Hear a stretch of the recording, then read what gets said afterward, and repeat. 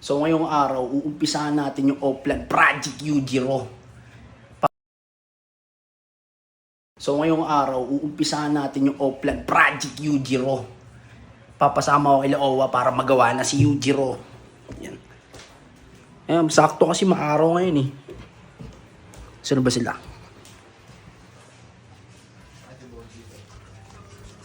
Uy! Tulungan niyo ako. Naka-video yan? Oo, naka-video to. Bakit? Eh, di ba gagawin ko si Yujiro? Oh.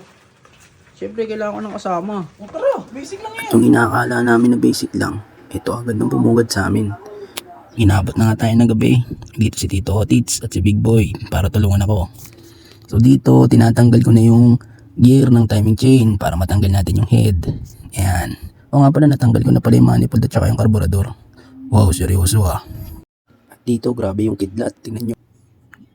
Tinuro pa Tito Otits kung ano pang tatanggalin dyan. Yan, at yun, nabuksan na nga. Kita agad ang problema kung bakit tayo matadyakan. Napailing na lang ako nung nakita ko yung kalawang. At dito, sinubukan ko pantusukan yung piston kung gagalaw ba. Kaso, walang pag-asa sa sobrang kapal ng kalawang. Napailing na lang ako. Tinanong ko sila kung may pag-asa pa ba. Sabi nila, meron daw. So, sige, tuloy tayo. Tuloy natin ang pagbaklas. Tanggal na ang head. Sunod natin ang block. Yung block, hindi namin mahugot.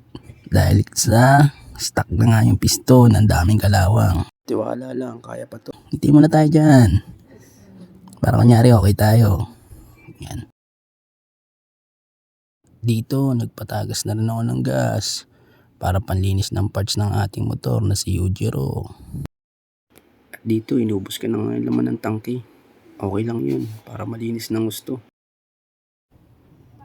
At dito, makikita nyo yung valve na napakatindi ng kalawang. Ayan o, tingnan nyo. Ayun o, sobrang dumi. At yung piston nga, trinay ko pang lagyan ng gasolina. Baka sakali lumuwag. Kaso wala eh.